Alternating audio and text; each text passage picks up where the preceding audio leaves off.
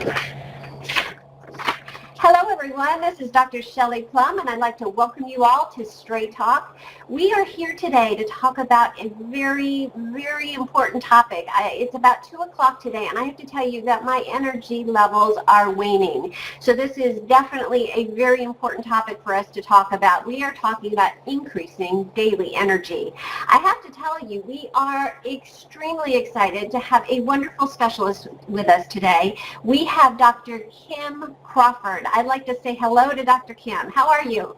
Hi, Dr. Shelley. How are you today? I'm doing great. I am very, very good. Dr. Kim, for those of you that are not familiar with her, she is board certified in anti-aging and regenerative medicine by the A4M. She's also board certified in internal medicine. So, Dr. Kim, I am very curious. You know, it's funny, as we age, energy levels really seem to wane. Can you give us, are there physical factors that occur as we age that cause our energy levels to drop? Can you comment on that? Sure, absolutely, Shelley. You know, whereas your family physician may say to you, you know what, you're getting older. Part of getting older is losing your energy. Don't accept that for an answer because that's just not true. What happens as we get older is we have less restorative sleep for a number of reasons. One of them is that melatonin levels start dropping off about age 30.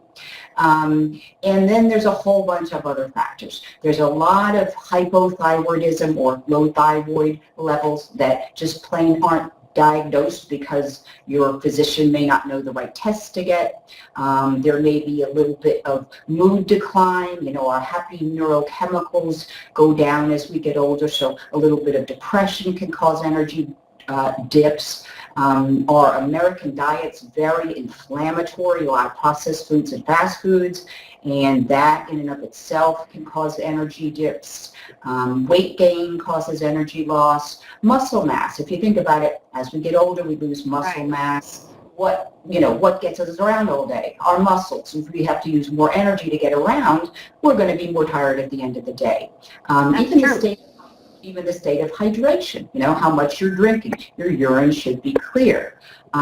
Stress, as we get older, there are more things to deal with. A lot of us that have children and aging parents are caught in that, you know, that section of people where we're kind of stressed on both ends. And another thing that happens as we age is that our mitochondria, or cells of respiration, produce less energy, or ATP. There are supplements that can augment that, but most regular doctors just don't know about that.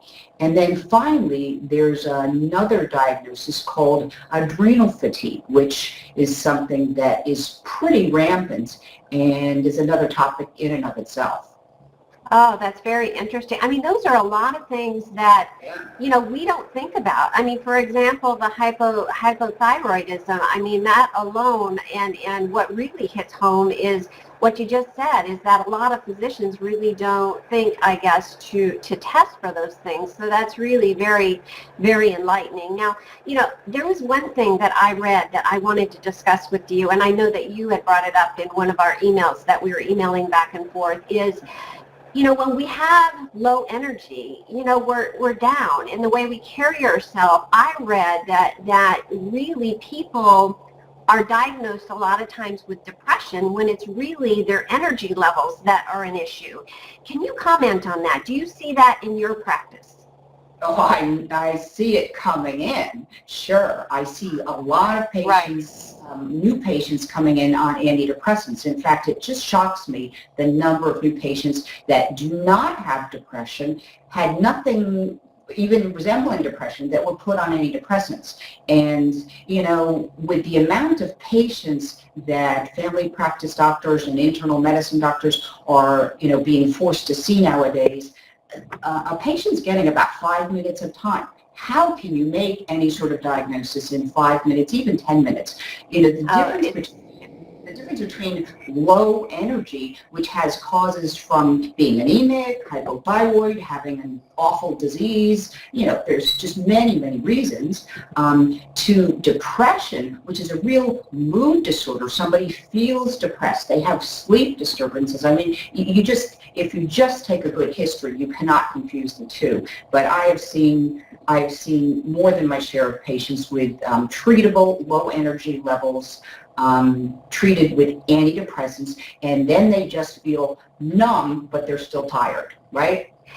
Right. No, and you know what? I'll tell you, because I know that you know, and the guests out there also know that I'm a podiatric physician, and obviously in doing our H&Ps, I have been practicing now for 15 years, and I don't know if it's my imagination, but there seems to be an increased percentage of the population that are on antidepressants now. So what you're saying is fascinating to me. And how does that, what we were just talking about, the antidepressant, does that relate to the adrenal fatigue that you were talking about earlier?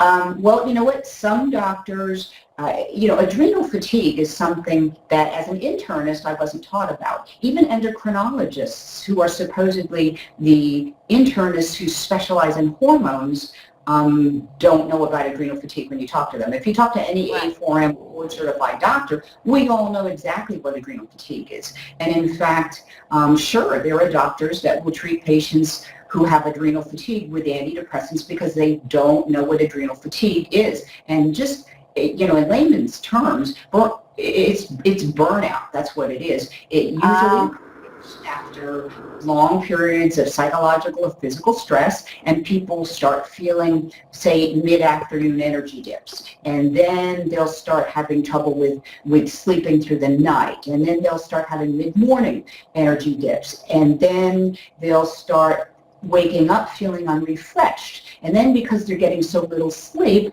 then they'll start getting a little bit depressed. And then they'll get put on antidepressants. You see how that leads? Yeah, it's a chain reaction. It really is. And what it is, it's the adrenal glands are putting out too much cortisol in response to a stress. And too much cortisol over the long term causes immune system deficits, causes all sorts of problems, but immediately it will cause these energy problems. And let me add that what a lot of people do is they up their caffeine intake and they start drinking energy drinks. And if they do that, it's going to make it worse. So if anybody listening is getting these symptoms, find an A4M doctor, get salivary cortisols done. It's a very easy diagnosis. I can diagnose it over the phone when I talk to somebody. Right. Okay, that's definitely wonderful information for us. So for just in concluding our interview here, if there is, 3 take-home tips that you can give us for increasing our daily energy that we may not be thinking about, what would those tips be? Oh, I only get 3, Shelley? Okay. You can have more than that. I would love more than that. Okay. Well, you know what? I would say look at your diet. Try to eat real food. Slow down. If you can, eliminate the fast foods and the processed foods. Try to get on a regular exercise regimen. If you're not sleeping well, figure out, is it that you're not falling asleep because of stress, in which case address your stress levels. Are you waking up in the middle of the night? Are you waking up unrefreshed? Don't just go to a doctor and get a sleeping pill. Figure out why and get refreshed sleep. That's a really important thing. Okay, sure. And really avoid the energy drinks. And we do have, there are natural supplements to adjust brain chemicals that actually, I use in my practice. I use Dr. Kim's Age Well Solutions for my clients, and they help patients lose weight, get energy, get undepressed, get unanxious. So, if you're going to think about going on a pharmaceutical, think not twice, but 20 times before you say yes. That's what my closing advice would be. Oh, you know what, Shelley? I want to tell your listeners one more thing. Do I have another minute here? Absolutely. Okay. Yes, go right ahead. Okay. I want to go back on hypothyroidism because some people will still go to their doctor and ask for thyroid tests, have the wrong tests performed. And so I want everybody to know what the right tests are, okay? Okay, And great. Yes. So that they can write them down. A free T3, a free T4, a TSH, a reverse T3 to look at clogged up binding sites, and thyroid peroxidase antibodies, TPO antibodies, to see if there's an autoimmune thyroid disease. Those are the only tests you need. And in A4M, you have to be in the top 2/3 of a free T3, free T4, and your basal temperature every morning for a week has to be over 97.3, because there are some people with normal thyroid function tests who have symptoms of hypothyroidism and are just not being diagnosed. It's a very, very undiagnosed condition. So I just wanted your listeners to know the proper tests. I think that's very valuable for them. And just very quickly, for those of them out there that do not know, or can you explain what A4M is and why it's important? Well, it's the American College of Anti-Aging Medicine, and it's not as if it's a bunch of untrained MDs. In fact, they are very highly trained MDs. I went in there with a board certification and 25 years prior of internal medicine practice, which started out as I was a critical care internist. So it's not as if I didn't learn how to practice medicine the quote conventional way, using pharmaceuticals, etc. But those doctors who then take whatever certification they have and then go on to get re-board certified. And to get board certified, you have to go through and become a diplomat, and that means a written board certification. And then you have to go through a bit of a grueling oral board certification where they ask you everything under the sun, and you really have to know what you're doing to be board certified in specialty. But everybody who's an A4M board certified doctor has already been board certified in something that's more traditional, like internal medicine or family medicine or something like that. And the difference is that we use natural things instead of pharmaceuticals to treat conditions. And we're proactive. We will see something coming and we will do something that will prevent the disease from expressing itself. And really the difference between pharmaceuticals and the natural supplements we use, if you think about it, what's a pharmaceutical? It's a natural substance that's been altered chemically so that a pharmaceutical company can patent it and sell it. Well, we just use derivatives, and so that there's no side effects, and the effects of what we do are seen much more rapidly than with pharmaceuticals. And we can add lots and lots of supplements, whereas you certainly cannot take more than 3 pharmaceuticals without having a logarithmic, pretty bad effect. Right, absolutely, absolutely. Okay, well, wonderful. Well, on behalf of PlumbTalk, I want to take the opportunity to thank you very much for spending time with us today. Really very valuable information. Thank you. Well, thank you, Dr. Shelley. It's been just a pleasure. I'll come back anytime.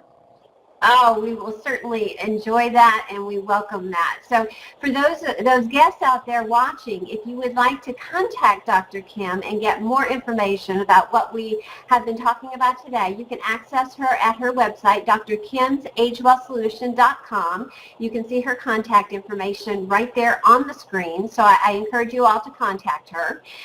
For those of you out there, again, this is Straight Talk with Dr. Shelley Plum. Don't forget to contact us at PlumbTalkWomen.com. Our email is info@PlumbTalkWomen.com, and don't forget to like us on Facebook. We will see you definitely very soon. Thank you.